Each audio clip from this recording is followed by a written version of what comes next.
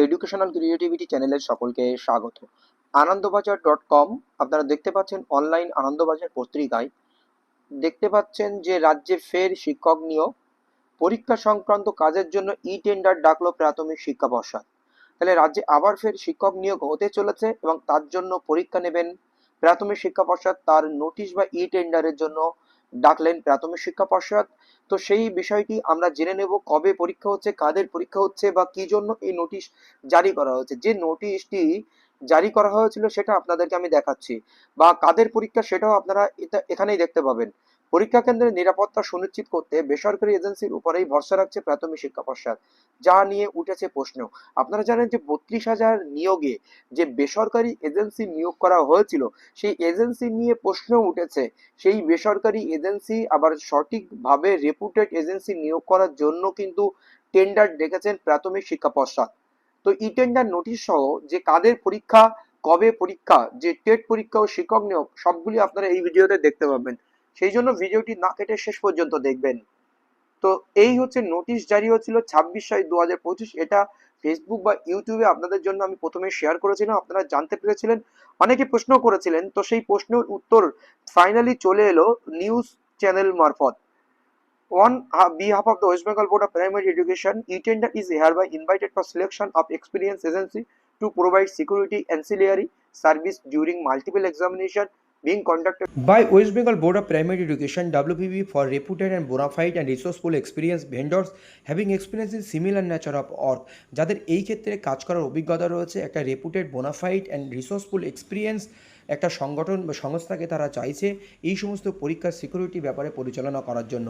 For detail and necessary information please visit the website. এই website বা এই অ্যাপসের মাধ্যমে তাদেরকে বিস্তারিত আবেদন করতে হবে। 11/7/2025 4টে PM এর মধ্যে এই নোটিশটি কিন্তু জারি হয়েছে প্রাথমিক শিক্ষা পর্ষদের পক্ষ থেকে। তারপরেই কিন্তু রাজ্য জুড়ে চলছে যে নতুন টেট হবে না নিয়োগ প্রক্রিয়া হবে সেই সমস্ত বিষয় নিয়ে। তো সেই বিষয়গুলি আমরা ক্লিয়ার করব। ফাইনালি আমরা অফিসিয়ালি একটি নোটিশ পেয়েছি, তাছাড়াও একটা নিউজ চ্যানেল মতো বিশ্বস্ত নিউজ চ্যানেল দিয়ে আমরা খবর পেয়েছি। সেই খবরের বিস্তারিত নোটিশগুলো কি বলছে আমরা দেখে নিই। 2 বছর পর টেটের প্রস্তুতি নিতে শুরু করেছে রাজ্য। শুক্রবার প্রাথমিক শিক্ষা পর্ষদের ওয়েবসাইটে নিরাপত্তা সংক্রান্ত টেন্ডার ডাকা হয়েছে। মূলত প্রতিযোগিতামূলক পরীক্ষা, ফ্রিস্ক্রিং ও বায়োমেট্রিক সহ পরীক্ষা ব্যবস্থার নিরাপত্তা সুনিশ্চিত করার জন্য বেসরকারি সংস্থা সাহায্য নিয়ে থাকে পর্ষদ, সেই লক্ষ্যের এই দরপত্র আহ্বান করা হয়েছে। ওয়াকিবহাল মহলের ধারণা শীঘ্রই টিচার এলিজিবিলিটি টেস্ট আয়োজিত হয়েছে। তাহলে টিচার এলিজিবিলিটি টেস্ট যেটা হয়ে থাকে প্রতি বছর, 2024 সালে হয়নি এবং 2025 সালে এখনও পর্যন্ত কোনো খবর নেই। আর 2023 সালে হয়েছিল, তার এখনও পর্যন্ত নোটিশ প্রকাশিত হয়, মানে রেজাল্ট প্রকাশিত হয়নি। আর 2022 সালে পরীক্ষা হয়ে গিয়েছিল, তার এখন নিয়োগ প্রক্রিয়া শুরু হয়নি। এরকম একটি পরিস্থিতিতে রয়েছে। তার মধ্যে আবারও কি টিচার এলিজিবিলিটি টেস্ট? তবে প্রাথমিক টেট নয়।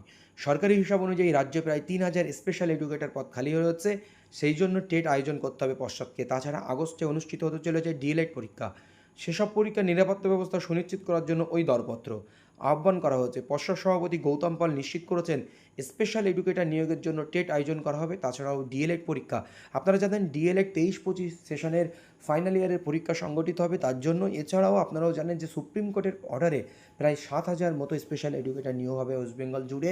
সেটার প্রক্রিয়া ইতিমধ্যে শুরু হয়ে গেছে, একটা নোটিশ জারি হচ্ছে। ফাইনাল নোটিশ বা টেট পরীক্ষা নেওয়ার জন্য এই মানে মানে প্রক্রিয়া শুরু হয়েছে।